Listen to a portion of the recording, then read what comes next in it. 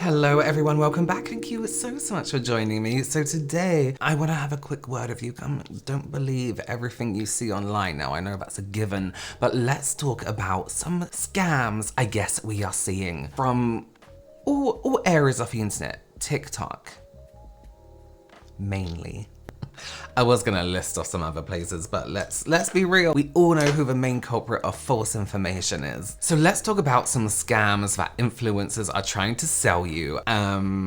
Just before we get into it, make sure you give this video a thumbs up, consider subscribing, and yeah, do give this video a thumbs. Just lean over now, whatever you're watching on, just lean over, boop, boop, boop, scroll up, like. So let's talk about the first one, and this is quite very UK based, but just so the rest of the world knows this, right? And maybe you can look into it for yourself, apart from if you're in the US, you're very lucky, because teeth whitening in the UK, this has become such a thing that people are trying to sell, especially on TikTok Shop, okay? Let me just give you a very brief history of me whitening my teeth. My teeth are white. They are white. I'm happy about it. Could be a little bit whiter close to the gum, that's a me issue. There is nothing in the UK that can bleach your teeth or whiten them to a point of that Hollywood beautiful white smile. Even when you try and get them professionally done, which I did recently, my teeth were whiter than what our percentage of hydrogen peroxide, is it? That can bleach your teeth. My teeth were whiter than that.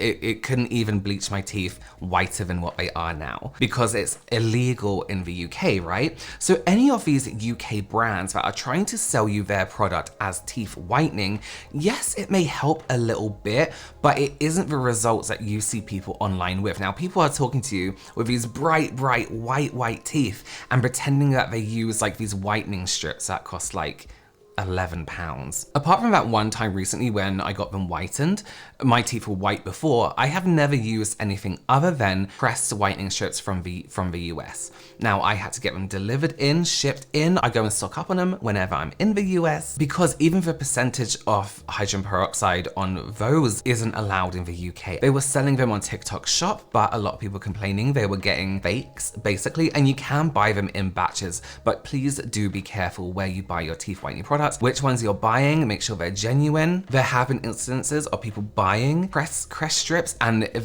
they haven't been real and they've left holes in people's cheeks, in their, whatever this is called, chin. So for all my UK people, make sure you are getting genuine crest whitening strips from the US. That's all that's worked for me. No whitening treatment from the UK has worked, or anywhere else in the world has worked. And this, I do have a little bit of an issue with TikTok Shop. I think it's great and terrible at the same time. I think it's great that somebody can go on there and sell their favorite setting spray, for example, or powder, make a profit from that. But there's also a lot of misinformation along with those products, people just trying to push it out. Some random guy called Greg who knows nothing about makeup trying to sell a setting spray. Like, you haven't used it, you don't know the benefits, you don't know why it works, you know? So just watch who you're buying from and what you're buying from TikTok Shop. If they've made it very easy for people to sell things, which like I said, is good and bad. Let's talk about BB creams and CC creams, right? I think this has changed over time. When BB creams first came out, beauty balms, it was almost like fluid-like, it was watery, it was a tint of color that would just very lightly tint the skin. And then you had CC creams, which were like color correcting creams. And something that's kind of like changed a little bit at the moment is people aren't differentiating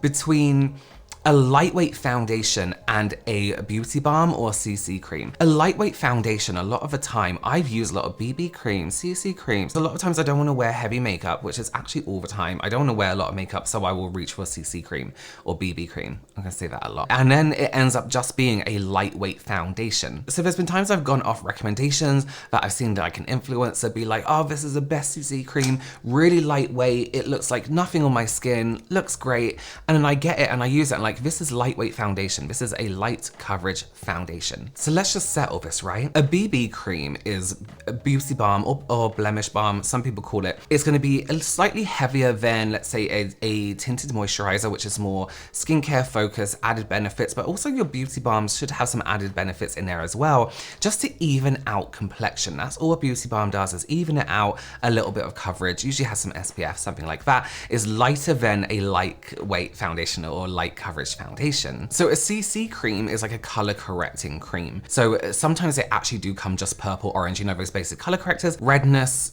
you know, say you want it to even out, brightness, sallowness, things like that. That's what a CC cream does. So it's going to be even lighter than a BB cream because you don't want that full color on the face. So you can wear that even under foundations if you wanted to, or just day to day where you're like, you know what, I have red cheeks, I have rosacea perhaps, maybe I want to calm it down. That's what your CC cream is going to do. So a lightweight foundation is always going to have more coverage. It's going to even out skin. Basically, if you wear BB cream, you're not going to be looking like you're wearing foundation. You're going to look like you have good skin. If you wear lightweight foundation, depending on how much you use, yes, it kind of can look like foundation. It will completely even out the skin, but perhaps it has, you know, a nice and natural finish. It doesn't look cakey on the skin. You can get some incredible, incredible bargains on TikTok, 100%. And that goes from anything. It goes to makeup, food even, electronics, everything. However, one thing I have seen online, we all know about drop shipping, right? Where people get things from, let's say, AliExpress, now Temu or Temu, and kind of bulk buy, or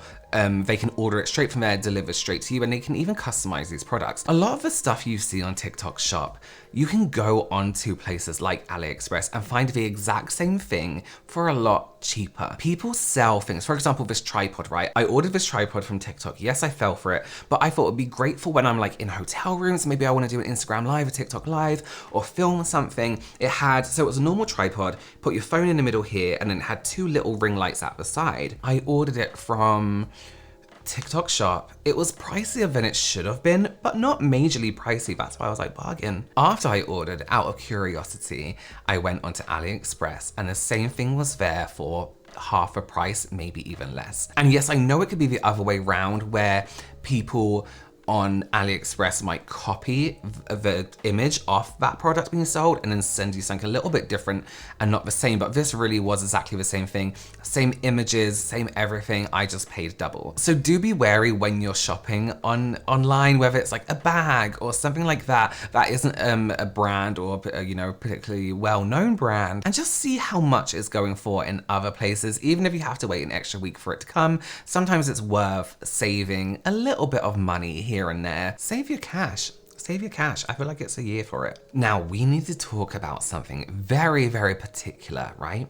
There is somebody who I've reacted to them before, and they use face tapes to pull back their face. And the way they use them is very questionable. So they come onto camera, right, looking pretty old, and then they get face tapes that they just put in one area, apply it here, and then suddenly their face is completely smooth. Now, face tapes don't work like that. They are a theatrical thing, they are a makeup thing, they've been used on shoots and everything like that. However, they tug in one particular area. The pressure from the string and the pressure from the tape will only pull one area. When I pull here, you can see it doesn't move the skin around here. But when the person in particular uses this one, the skin here disappears. Wrinkles on their forehead disappear. That it doesn't stretch your whole face back. To smooth out this area, you would have to pull back over here and then under here and then also pull up here.